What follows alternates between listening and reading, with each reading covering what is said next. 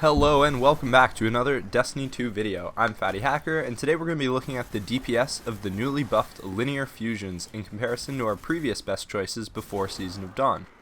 They recently received a 20% increase to their precision damage for the new season, and the new linear fusion rifle obtainable from the sundial called Line in the Sand can roll with Firing Line, which gives another additional 23% precision buff when near 2 or more allies. So I'm hoping that those two perks together can finally put fusion rifles in a usable spot for DPS.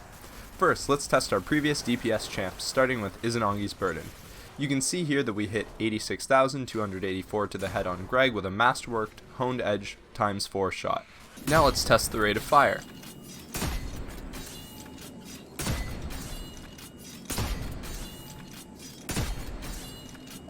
It takes 9.42 seconds. My timer is in frames, that's why what I'm saying is different, to get off 5 shots, which results in a DPS of 45,798. Now let's take a look at Swarm of the Raven. I'm yet to get a grenade launcher with full court unfortunately, so Swarm with spike grenades will have to do.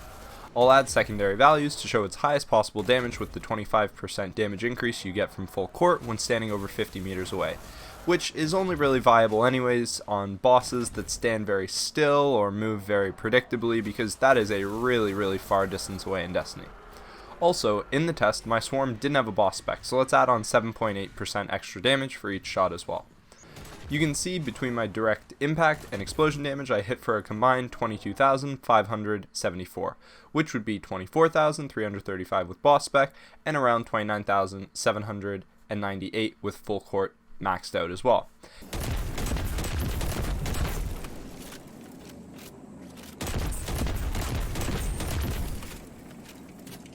It takes 8.67 seconds to get off 2 magazines of ammo, which results in a DPS of 28,068 without full court and 34,368 with full court. So you can imagine if you have full court on and it's not fully maxed, you'll hit somewhere between those two values.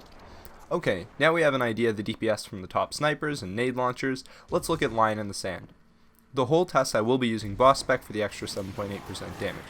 First testing a precision hit with the enhanced battery chosen on the coil slot, and we hit for 26,013. Now, assuming I had friends to test with and the Firing Line perk was active, this would hit for 31,563.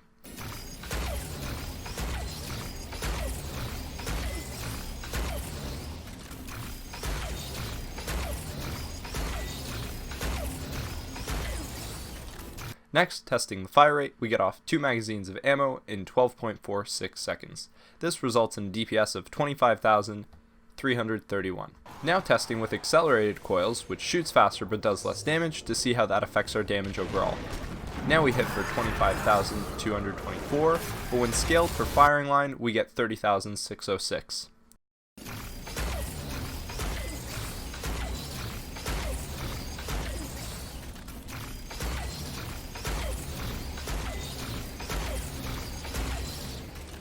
Testing the fire rate, we get off 2 magazines in 12.29 seconds, meaning our DPS is 24,903.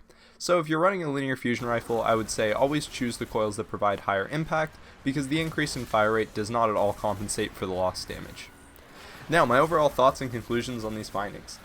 This bump to damage is definitely not bad, but I think it could use a little more to be brought up and considered viable with other top DPS choices in the game. If you're still looking to max out your damage, I would stay away from the linear fusions for now. However, if you're a bit more on the casual side, I would say now more than ever you could probably get away with using them. One situation I can think of where it might actually shine is something like Gambit, where the bosses tend to move around a lot, which may cause you to potentially miss direct shots with your grenade launcher or crits with your sniper. This is where linear fusions come in because they're extremely easy to use and they have very high aim assist values and a low zoom.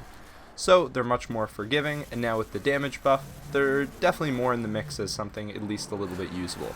So now you've got the info, the choice is up to you. Thanks for watching. If you learned something and want more informative Destiny content moving forward, make sure to subscribe.